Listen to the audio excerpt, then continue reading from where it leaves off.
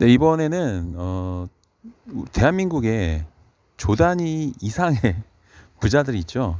그 사람들이 어떻게 그들의 재산을 늘려가는지 제가 직접 경험한 만나본 분들을 통해서 말씀 좀 드리겠습니다. 이 방송이 아마 여러분들 부동산 재테크의 핵심적인 비법을 말씀드린 거라고 보시면 될 것 같습니다. 가장 안정적인 그런 안전한 투자 방법이고요. 그리고 말씀드리기 앞서서 뭐 특정 어떤 정당이나 세력을 비난하는 건 아니니까 그 점은 오해하지 마시기 바랍니다. 자, 그렇다면은 어떻게 부동산 투자를 하는지 말씀드릴게요. 여러분들 부동산 투자하면은 아마 TV에서 여러 가지 그 부동산 관련된 전문가들이 나와서 방송하는 걸 여러분 보실 수 있을 거예요. 보다 보면은 그들이 말하는 그 언어 마술에 빠져가지고 나중에는 그 사람한테 막 상담 받고 싶어하고 그런 생각이 들 겁니다. 그리고는 당연히 비싼 수업료를 지불하고 강의를 들어야 되겠죠. 근데요, 저는 제가 어릴 때부터 만났던 그 어르신들이 있어요. 보통 그분들 부동산이 한 100억 이런 게 아니고요. 몇백억입니다. 몇백억. 최소 몇백억 정도 이상 되는 그 갑부들을 만나보면서 느낀 게 뭐냐면 개 중에는 뭐 수천억도 있죠. 근데 이분들이 어떻게 부동산 투자를 하는가. 근데 그 어르신들을 제가 만나면서 항상 느끼는 게 이상하게 정권이 바뀌면 예를 들면 민주당이 집권을 하면은 민주당을 엄청 비판하고요. 그다음에 또 어느 순간 되면은 예를 들면은 이제 뭐 국민의힘 같은 이런 보수 정당이 집권하면은 또 일정 시간 지나면 갑자기 엄청나게 욕을 하다는 겁니다. 그래서 제가 한번 물어봤어요. 왜 바뀔 때마다 그 욕을 하느냐. 이상하지 않습니까? 제가 그걸 옛날에 한번 물어본 적이 있어요. 아니 평소에는 그렇게 민주당 지지하신다고 하신 분이 왜 갑자기 정권 바뀌니까 민주당을 까시는 거예요? 또 그렇게 평소에 국민의힘 정당을 지지하시면서 막 이번에 국민의힘에서 대통령 나와야 된다고 해가지고 그렇게 말씀하시더니 왜 이번에는 또 정권이 국민의힘으로 넘어가니까 왜 국민의힘을 막 비판합니까? 물어봤어요 진짜. 꼭 한 2년 지나면 그러시더라고요. 김대중, 예를 김대중이 그 대통령 되기 전에는 김대중이 대통령 돼야 된다고 막 떠들고 막 바람을 잡으시더니 김대중이 대통령 당선되고 IMF가 어느 정도 해결되고 한 3년쯤 되니까 갑자기 김대중을 막 욕하는 거예요. 정말 좀 이해가 안 됐습니다. 매번 그러시더라고요. 근데 그분들이 그냥 부자가 아니라 지역 유지들이에요. 지역 유지는 아무나 된 게 아니죠. 정말 그 지역에서 네, 영향력이 어마무시한 분들입니다. 좀 이상하지 않습니까? 물어봤습니다. 왜 그러세요? 그랬더니 한참 후에 그 해답을 얻었습니다. 이분들이 이제 그 우파 또는 보수 정당, 예를 들면 지금의 이제 국민의힘, 이 국민의힘 정당에서 대통령이 나오면 한 2년 동안 조용해요. 그다가 한 2년 정도 되면 막 까기 시작합니다. 왜 그럴까? 그게 이제 보수 정당이나 우파 정당에서 대통령이 나오면요, 경제가 망가진대요. 수출이 저조하게 되고 실적이 엉망진창이 되고 나라 경제가 막 무너지면서 물가 오르고 서민들 경제가 막 무너지기 시작합니다. 최저임금 거의 동결되고, 그러니까 살기가 힘들어지는 거죠. 살기가 힘들어지면은 어떤 게 잘 나가냐면은 작은 사무실, 그게 불티나게 팔리기 시작하고요. 그리고 비록 임대료는 좀 주춤하겠지만 저렴한 임대료가 많이 나온대요. 왜? 경제가 어려워지면은 기업들이 견딜 수가 없어. 그래서 정리해고를 하기 시작하는데, 정리해고 당한 그 40대 분들은 할 게 자영업자밖에 없다는 거예요. 그래서 경제는 어려워져서 기업은 정리해고를 하지만 창업하는 자영업자는 많아진다는 겁니다. 그래서 임대업이 잘 돼요.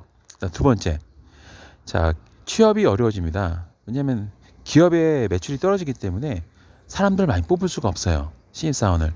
그럼 어떻게 될까요? 백수들이 많아지겠죠. 백수들이 뭐 하겠습니까? 네, 흑수저들은 알바라도 뛰어야겠죠. 자, 알바해서 먹고 살만한가요? 안 되죠. 네, 안 되시 힘들죠. 그럼 어떻게 될까요? 저렴한 그 월세방이 잘 나가기 시작합니다. 그분들은 돈이 없어가지고 전세를 얻을 수가 없어요. 할 수 있는 거는 월세밖에 없습니다. 월세방 많이 나갑니다. 네. 그 월세방 중에 또 뭐가 있죠? 네. 정말 원룸이라고 하기 참 어려울 정도의 그런 방들이 잘 나갑니다. 고시원 같은 거. 정말 잘 팔려요.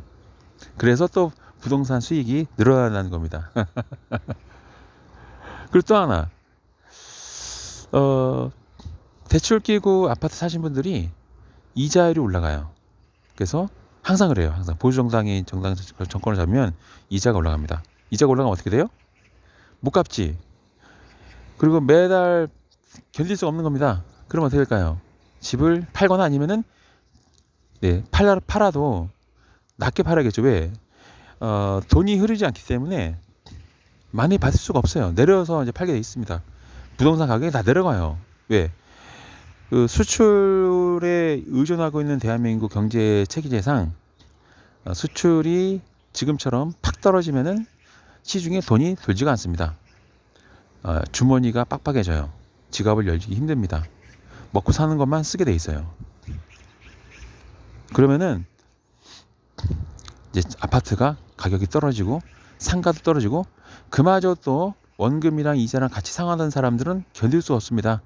못 내면은 네, 은행 경매 들어오고 강제 경매가 되겠죠. 법원 경매를 통해서 물건이 막 쏟아지기 시작합니다. 네, 부동산 파티가 시작돼요. 부동산 사재기가 시작되게 됩니다. 싼 가격에 여러 개를 살 수가 있어요. 그렇게 흘러간다는 거죠. 그래서 이런저런 이런 막 사재기 할 수 있어요. 싸게, 정말 싸게. 네, 5천만 원, 뭐 1억도 안 되는 돈으로 상가도 사고 막 아파트 사고 막 빌라 살 수 있는 거예요. 막 사재기 할 수 있어요. 그리고 또 하나 또 있어요. 자, 생산업체에는 제조 공장을 가지고 있는 기업들이 이때 의외로 호황을 누립니다. 이유가 뭘까요? 왜 그럴까요? 자, 살기 팍팍해졌습니다. 하지만 굶어 죽진 않아야겠죠. 생필품 위주로 상품이 팔리기 시작합니다. 다른 건 팔릴 수가 없어요. 그리고 이제 감성에 관련된 상품이 막 팔리기 시작합니다. 커피, 담배 이런 거.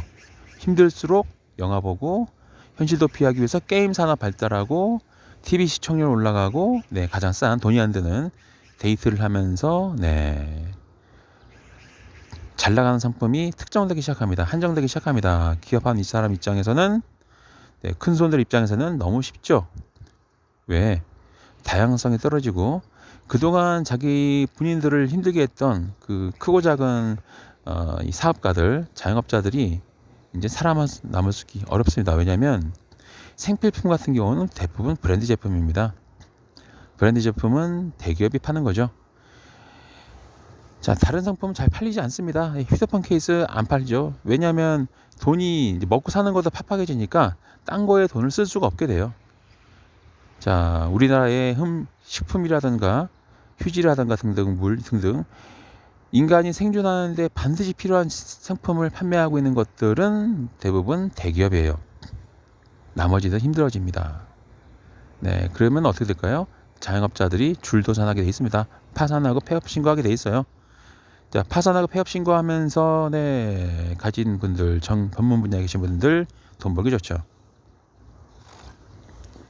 그렇습니다. 네, 그렇게 해서 크게 벌면서 그렇게 수익은 늘어나고 부동산은 싸게 매입할 수 있습니다. 그래서 이분들이 이제 집권 보수 정당이 잡은 한 2, 3년 되면 갑자기 이제 보수 정당을 막 맹비난하기 시작합니다. 그러면서 이제 민주당 쪽이 집권을 해야 된다고 민주당에서 대통령이 나와야 된다고 막 이제 주장하기 시작합니다. 왜 그럴까요? 대한민국 역사상, 정치 역사상 민주당이 정권을 잡으면 항상 경제가 살아났어요. IMF를 만든 거는 보수 정당이었지만 IMF를 극복한 거는 김대중이라는 민주당 대통령이었습니다. 자, 이명박 박근혜 때 부동산 무너지고 막 여러 가지 무너졌죠. 네, 교육 정책으로 다시 한번 집권했지만은 부동산 가격은 막 빵에 떨어지고 네, 최저임금도 바닥을 치고졌습니다. 근데 민주당이 정권을 잡으니까 최저임금 올라가면서 돈이 막 돌기 시작해요. 그러니까 부동산이 가격이 올라갑니다. 왜? 시중에 돈이 많이 풀리니까 부동산 가격이 올라가는 거예요. 왜? 사람들이 돈이 이제 최저임금 올라가고 여러 가지 복지 혜택에다가 수출 호황이 누리니까 돈이 돕니다. 네, 월급 많이 받아요. 인센티브 많이 받아요. 성과가 많이 받습니다. 상여금 늘어납니다. 네, 돈이 막 여유로워집니다. 해외여행도 많이 가지만 결정적으로 월급이 늘어나고 취업하는 그 젊은이들이 많아지기 때문에 네, 자신감을 가지고 대출 끼고 집을 사기 시작합니다. 자, 집 장만에 희망이 쏟아지면서 집에 대한 수요가 커지면은 공급이 당연히 딸리니까 공급의 수요 공급 원칙에 따라서 네, 균형점이 올라가면서 집값이 올라가게 되는 거죠. 그렇게 됩니다, 여러분. 집값이 올라갑니다. 그리고 다른 산업들이 막 발전하기 시작해요. 왜? 먹고 사는 거 해결되고 이제는 먹고 사는 거를 뛰어넘어서 레저라든가 네, 주말이는 저녁이라든가 생필품 외에도 다른 상품이 팔기 시작하는 거예요. 전체적으로 막 나라가 경제가 막 살아나요. 그때 부자들은 네, 보수 정권 때 싸게 매입했던 부동산들을 막 팔기 시작합니다. 막 팔아제끼기 시작해요. 네, 높은 가격에.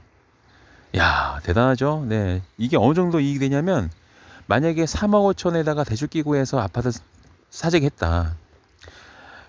그 보수정당에서는 나라가 경제가 망가지고 그 다음에 싸게 매입해가지고 경매권 막 사들인 다음에 그다음 민주당 쪽에서 집권하고 한 2, 4년 되면은 그때부터 막 팔기 시작하는 거예요.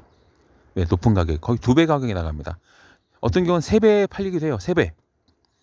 대부분 2배 가격에 팔립니다. 2.5배까지 올라가요. 엄청나게 팔리죠. 그러면은 이제 어떻게 될까요? 다 팔았어. 이제 수중에는 부동산 다 팔았어. 상가 다 팔았어.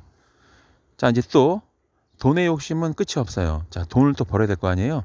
그 민주당이 집권한 지 한 3년, 4년 되면은 갑자기 부동산 가지고 막 물고 드시면서 또 정권을 바꿉니다. 지난 민주당 문재인 정권에서 집권 4년차 됐을 때 정확하게 뭐가 터졌죠? 부동산 이슈가 터졌습니다. 이 부동산 큰손들은 여러분이 생각하는 것 이상으로 돈이 많아요. 언론사를 먹여 살리는 사람들이에요. 네, 이 부동산 업자들은 단순하게 부동산만 다루지 않습니다. 기업도 가지고 있어요. 네, 엄청나게 많은 기업들을 가지고 있습니다. 이 사람들은 카르텔이 있어요. 그들만의 시크릿 소사이어티가 있습니다. 네, 그들만의 사교계 클럽이 있어요. 저도 한번 가봤습니다. 가봤는데 24살 된 그 자녀분들이 입은 옷을 지금도 저는 참 잊을 수가 없습니다. 그 세상에 태어나서 그렇게 고급스러운 옷은 처음 봐요. 어떻게 초대됐냐고요? 제가 좀 똑똑했습니다. 네, 대학교 때 좀 똑똑해가지고 저를 좀 좋아하는 재벌집 2세, 3세들이 많았어요. 예. 제가 좀 부티가 났나 봐요. 자, 어쨌거나 어쨌든 사교할 만한 저였기 때문에 저는 참 여기저기 많이 불려갔습니다. 이 얘기를 해야 되는 이유가 뭘까요? 자, 여러분들 부동산 투자할 때요. 부자를 따라 하시라는 말씀 드린 거예요. 보수정당이 정권 잡고 한 2년 됐을 때는요. 여러분들 그동안 한 푼 두 푼 모아둔 싼지돈 있을 거 아니에요. 그걸 미천으로 해서 경매 나온 물건 또 내려간 아파트나 상가를 사재기 하시면 됩니다. 하나를 사셔도 돼요. 언제? 보수 정권이 집권한 지 3년차 됐을 때 그때가 바닥을 칠 겁니다. 그때 사도 돼요. 그리고 2년만 버티고 죽어라고 민주당에서 대통령 나오게끔 만들어주시면 민주당이 집권하고 한 2년 되면 부동산 가격이 아주 하늘을 찌를 겁니다. 그때 파시면 돼요. 그러고 나서 어떻게 할까요? 민주당 정권이 집권하고 4년차 되면 부동산 가격이 아주 그냥 천장을 뚫을 거예요. 왜? 경제가 사니까, 돈이 도니까. 그때 다시 또 보수 정권에서 대통령 나와야 된다고 떠들기 시작하는 거죠. 제 얘기가 좀 충격적이다, 황당하다 하시고 믿을 수 없다 하시면은 계속 그렇게 사시면 됩니다. 사실 믿고 안 믿고는 여러분이 자유예요. 근데 저는 단 한 번도 방송에서 허튼 소리 해본 적이 없고요. 사실에 근거하지 않은 말을 해본 적이 없습니다. 제가 보고 듣고 직접 체험한 것만 말씀드리고 있어요. 믿을까 말까. 대표적으로 신사임당이라는 그 유튜버는 그 방송에서 그런 얘기를 하죠. 2015년 16년 때 진짜 이상하게 운이 좋았다. 집값이 너무나 싸게 나왔다. 아파트를 5천만 원만 있어도 살 수 있었다. 그런 얘기를 방송에서 하죠. 2016년은 박근혜가 국정농단으로 최순실이랑 엮이면서 슬슬 무너질 그 시기입니다. 보수 정당에서 대통령이 나오면요, 집권 3년 차가 되면은 부동산 가격이 바닥을 칩니다. 그래서 싸워진 거예요. 그러고 나서 문재인 대통령 당선되고 민주당에서 대통령이 나오면서 되팔면 부자가 되는 거예요. 아마 그분이 심사임당도 아마 그 정리를 할 때가 왔다는 게 바로 민주당에서 한 3년 차 집권됐을 때, 그때 정리하면서 돈을 많이 버셨을 거예요. 제 말이 틀립니까? 믿어지지 않으세요? 믿어지지 않으신 분이 많기 때문에 다른 분들이 돈을 많이 버는 겁니다. 원래 모든 사람이 다 똑똑하면은 더 똑똑하지 않으면 돈 벌기 힘듭니다. 이 얘기는 아무도 해주지 않아요. 그리고 운이 좋아서 돈을 많이 벌었다고 생각합니다. 그렇지 않습니다, 여러분. 대한민국은요, 철저하게 옛날부터, 굉장히 오래됐습니다. 옛날부터 이런 식으로 돈을 벌었어요. 강남땅도 마찬가지입니다, 여러분. 강남의 기적도 마찬가지였어요. 아니라고요? 맞아요. 제가 다 확인했습니다. 왜냐면 제 주변에 그런 어른들이 많았어요. 저는 그런 집안에서 컸습니다.